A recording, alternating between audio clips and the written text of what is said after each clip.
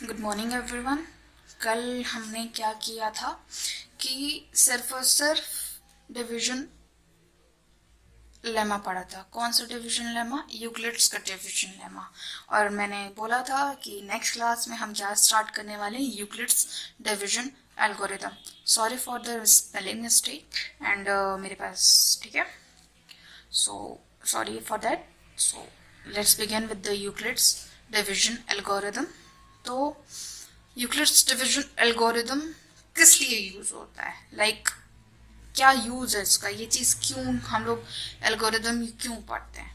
तो इट लिखा हुआ है यहाँ पे, it is used for finding HCF। HCF आपने शायद पढ़ा होगा बचपन में, वो एक अलग तरीका था, बट आप जैसे बढ़ते जाते हो वही चीज़ों को निकालने के लिए नए नए तरीके आते हैं।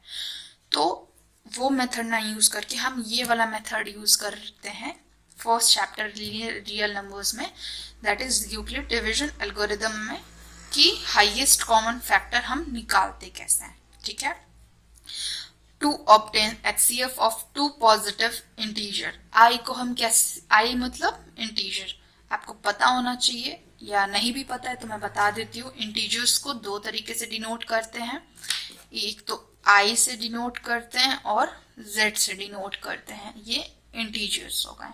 ठीक है, और W से होल नंबर, कैपिटल N से नेचुरल नंबर्स। ओके, तो हम क्या करते हैं, HCF फाइंड करने के लिए दो पॉजिटिव इंटीजर्स लेते हैं, दैट इज I।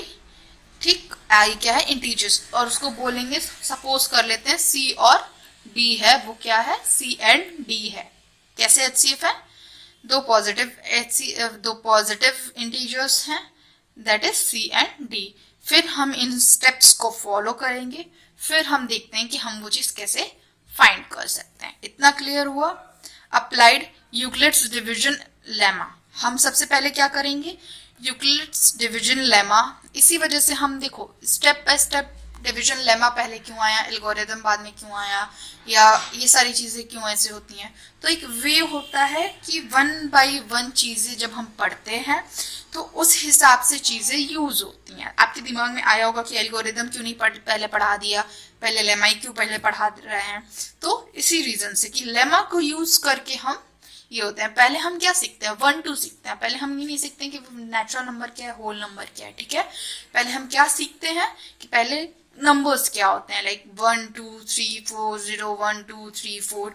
फिर उसके बाद हम उसका डिफ्रेंशिएट करते हैं कि कैसे एक नंबर होता है, नेचुरल नंबर, रियल नंबर। फिर पहले हम रेशनल नंबर पढ़े, रियल नंबर का कोई बात नहीं हुआ। फिर उसके बाद अब जाके हम रियल नंबर पढ़ रहे हैं, फिर इसी ये एक प्रोसेस होता है। तो वैसे ही हम पहले क्या करेंगे, डिवीजन लेमा पढ़े थे, आई होप आप लोग को समझ में आया हो। तो हम क्या करने वाले हैं फर्स्ट स्टेप में कि यूक्लिड डिवीजन लेमा को क्या करने वाले हैं, अप्लाई करने वाले हैं।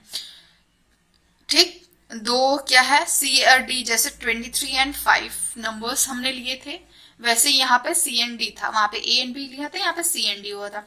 तो वहां पे क्या था, so we find whole number, जैसे कोई नंबर्स हमको मिल जाएंगे। ये यूक्लिड आपको याद होगा शायद कि C is equals to DQ plus R।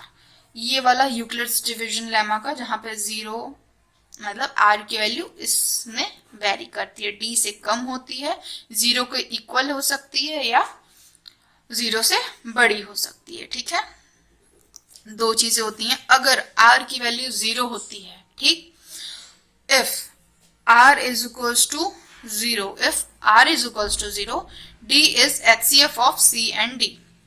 मतलब D जो होगा वो क्या हो जाएगा, HCF हो जाएगा C एंड D का। अगर R 0 नहीं है तो हम क्या करेंगे, डिवीजन लेमा लगाएंगे और फिर D एंड R क्या करेंगे, फाइंड करेंगे। फिर ये प्रोसेस कब तक होगा, जब तक रिमाइंडर क्या आ जाए, 0 आ जाए। जब तक रिमाइंडर 0 नहीं आएगा तब तक हम क्या करते रहेंगे, डिवीजन लेमा लगाते रहेंगे। ठीक है, तो HCF of CD is equals to HCF of R।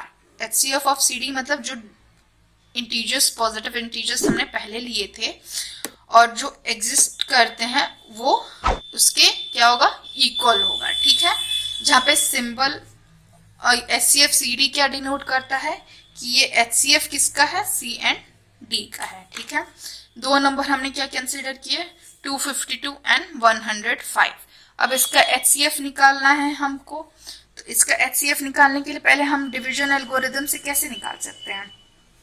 हमने क्या बोला था, A इज डिवीजन एल्गोरिथम, अगर आपको याद हो तो A is equals to BQ plus R। इसको अगर हम A सपोज करते हैं, इसको अगर हम B सपोज करते हैं, तब देखते हैं इसकी वैल्यू क्या आती है। 252 इज इक्वल्स टू, इसको अगर हम, ये देखो ये थोड़ा सा कॉमन सेंस, यहाँ पे हम Q की वैल्यू, यहाँ पे B की वैल्यू 105 है, यहाँ प्लस यहाँ, ऐसी कौन सी Q की वैल्यू रखें कि मतलब इससे बड़ी क्वांटिटी ना आए, छोटी क्वांटिटी आए। तो ऑब्वियसली देख रहे हैं यहाँ पे 2 है और यहाँ पे 1 है, तो हम 2 ही रखेंगे यहाँ पे। तो 2 रखें तो कितना हो जाएगा, 105 इंटू ये, तो ये हो जाएगा, कितना हो जाएगा 210। और हमारे पास तब वैल्यू कितनी बचेगी, 210 इसमें से माइनस करेंगे तो कितना यहाँ पे बचेगा, 42 बचेगा। ठीक, 42 बचा, तो 42 जब बचा तो इसकी मतलब ये R हो गया। ठीक, और यहाँ पे क्या दिया था, D। ये या तो क्वेश्चन के हिसाब से या डिवीजन एल्गोरिदम के हिसाब से अगर हम देखते हैं तो इसको हम कैसे रिप्रेजेंट कर सकते हैं, C is equals to DQ plus R। ये C हो सकता है और ये D हो सकता है। अब हमको क्या करना है, अब हमारे पास सारी वैल्यूज आ गई। A is equals to, sorry, C is equals to 252, D is equals to 105, R is equals to 42। ठीक, अब हमें ये वाला क्या है, C और D का HCF तो हमको पता चल गया। ठीक, अब हम निकालते हैं D और R का, मतलब इन दोनों का HCF। हमको तब तक निकालना है तब जब तक 0 ना आए। ठीक, R की वैल्यू 0 नहीं आई है, इसी वजह से वापस से हम निकालेंगे, और वापस से किस दोनों का HCF निकालेंगे, इन दोनों का HCF निकालेंगे। तो 105 C की वैल्यू हो गई, और इन दोनों का जैसे HCF of D and R निकालना है। अब इसको हम क्या समझेंगे, A समझेंगे। अब इसको क्या समझेंगे, B। तो अब हमारे ये A हो गया, ये B हो गया, ये A है तो 105, B क्या है 42। अब 42 में हम ऐसा क्या मल्टीप्लाई करें, प्लस समथिंग यहाँ पे आ जाए। तो 42 3 टाइम्स में करेंगे तो 120 समथिंग आएगा, 126 आएगा, बट यहाँ 126 से कम नंबर है, तो यहाँ पे वापस से हम क्या करेंगे, 2 से मल्टीप्लाई करेंगे, तो यहाँ कितना आ जाएगा, 4 ये 84 आ जाएगा। 85 में 84 माइनस करेंगे तो कितना होगा बताओ, ये 1 हो जाएगा यहाँ पे, फिर यहाँ पे ये 21। ठीक, अब ये वापस से नहीं हुआ, तो वापस से ये R की वैल्यू क्या हुई, नॉट इक्वल टू 0 है। फिर हम क्या करेंगे, इसका और इसका क्या करेंगे, HCF निकालेंगे। अब 42 को हम क्या सपोज कर लेंगे, A, और फिर उसके बाद और 21 को क्या सपोज कर लेंगे, ठीक है, R मतलब ये B वैल्यू। ठीक है, 21 इंटू 2 प्लस 0, दैट इज ये, इसका मतलब R इज इक्वल्स टू 0 आ चुका है हमारे पास। तो ये जो 21 होगा, ये क्या होगा, इन दोनों का HCF होगा। ठीक, जिस नंबर पे, जिस वाले B पे हमारा 0R आ जा रहा है, उसी को हम क्या मानते हैं HCF मानते हैं। तो आई नो कंफ्यूजन्स होंगी, वापस से सुनो। ठीक है, ABC में कंफ्यूजन हो रहा होगा, तो हम क्या करते हैं, स्टैंडर्ड जो हमने पहले वाला पढ़ा था उसको लेके चलते हैं। फॉर एग्जाम्पल देखो, A is equals to BQ plus R। ठीक, BQ प्लस R है, मैंने क्या बोला, दो पॉजिटिव इंटीजर्स दिए हैं, तो इसको हम क्या मान लेंगे, A मानेंगे, और इसको हम B मानेंगे। ठीक, फिर उसके बाद हमने निकाल दिया, ऐसे निकाला तो हमारे पास R की वैल्यू कितनी आई, 42 आई, जो कि इक्वल नहीं है 0 के। और इस एल्गोरिदम के हिसाब से जब तक 0 नहीं आता है तब तक हमें HCF निकालते रहते हैं। तो जब हमने इसका निकाल दिया, लेमा निकाल दिया, ठीक, डिवीजन लेमा इसका निकाला, अब जब इसका निकाल चुके हैं, रिमाइंडर 0 के इक्वल नहीं आया, तो अब हम किसका HCF निकालेंगे, जो ये नंबर होता है और ये नंबर का HCF फिर लेते हैं। 105 को फिर हम क्या सपोज कर लेते हैं, A, इसको B सपोज कर लेते हैं। फिर वापस से 0 नहीं आया तो फिर वापस से हम क्या कर लेते हैं, 42 यहाँ पे जो B की वैल्यू आई है उसको हम क्या सपोज कर लेते हैं, A, और फिर इसको जो R की वैल्यू है उसको क्या सपोज कर लेते हैं, B। अब 0 आ गया, इसका मतलब जो लास्ट में जिस स्टेप में, लाइक ये स्टेप 1 2 3, अगर 4 टाइम्स में आता तो फोर्थ स्टेप का जो भी बी होता है वही हमारा क्या आ जाता है, HCF आ जाता है। इतना क्लियर हुआ। ये इंटरचेंजिंग है, लाइक A B है, ठीक, फिर ये B क्या हो जाएगा, A की जगह आ जाएगा, फिर जो R रहेगा वो B की जगह आ जाएगा, ठीक।